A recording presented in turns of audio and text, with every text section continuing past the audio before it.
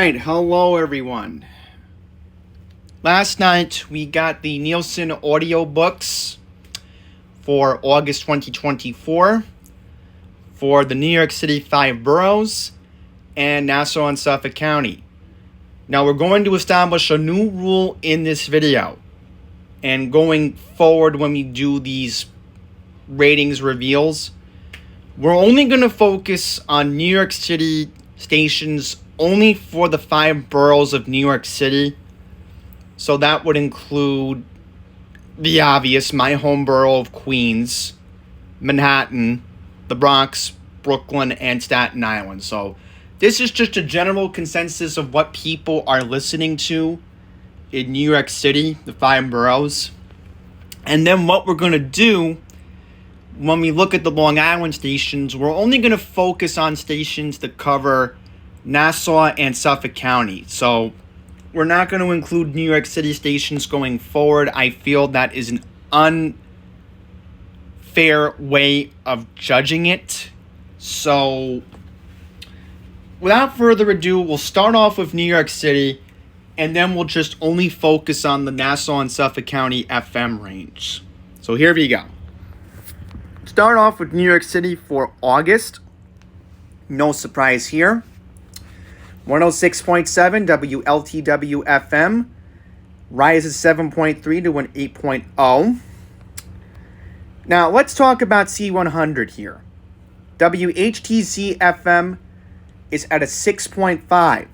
Ratings expert Chris Huff says that this is the station's highest set since June of 2012. Classic Rock Q104.3 WAXQ FM will drop from a 6.9 to a 5.9. 101.1 CBS FM is up 5.2 to a 5.4 classic hit station. Adult R&B 107.5 WBLS is up from a 4.9 to a 5.0. 1010 Wins 92.3 FM holds at a 4.3 share, while Extreme has a 0.5 share. And what will be its final full monthly, News Radio 880 WCBS dips from a 1.7 to a 1.5, Stream 0.2. This officially ties the all-time record low shares set in May and June of this year. News Talk 77 WABC trends up 3.3 to a 3.8 to a 4.0. NPR 93.9 WNYC FM trends down 3.7 to a 3.5 to a 3.2. Sports Talk WFAN AM 660 101.9 FM up 2.3 to a 2.6 to a 2.7. There is a stream gain from a 0.6 to a 0.7 to a 0.9. K-Love 95.5 WPLJ is down from a 2.0 to a 1.4. Now we're going to get into Long Island.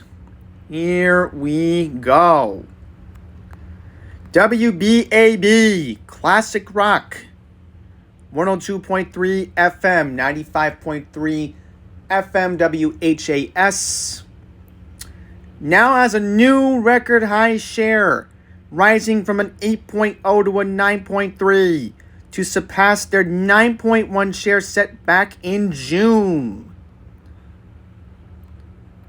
Now we're going to go to WBLI. Number 2 in the Long Island book, in my opinion, because again, we're only focusing on Suffolk and Nassau combined. WBLI 106.1 FM rises from a 3.2 to a 4.0 to a 4.2. Okay, so here we go. Number 2 in Long Island is WALK FM 97.5. Okay, that's 4.3. Number 2 in Long Island for Nassau and Suffolk, followed by 106.1 WBLI. So it's pretty close in Long Island in terms of who's going to be number 3rd, because believe it or not, 103.1 The Wolf Country Radio, WWWF 3.0 to a 3.4 to a 4.1. There are people in Nassau County who are complaining that they are having a hard time picking up the 103.1 signal. One listener in Williston Park was complaining that she had to fiddle around with her radio to find the best spot to get it, but found a way to hear it on the 103.1 FM frequency, which is understandable, given that if you want to hear 103.1 signal in Nassau, the furthest I would recommend to pick it up would be in East Meadow, based on my experiences since this station first went on the airwaves. However, let's discuss two more Long Island stations. WKJY FM 98.3 KJoy, down from a 4.9 to a 3.4 to a 3.0.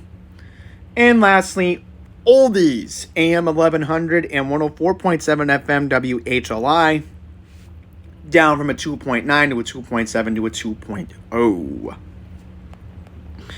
So there you have it, just to summarize the news going on. Nothing changes for New York and Long Island to wrap up summer of 2024. 106.7 Light FM remains number one in the 5 boroughs. And for Long Island, Nassau, and Suffolk County, it looks like classic rock WBAB is here to stay when it comes to their ratings. So that being all said, we're going to wrap up this video. Thank you all very much for watching. Hopefully I'll have an update soon on the Tampa and Orlando books. Hopefully they should be coming out later today, or hopefully by the end of this week. So until the next one, please take care.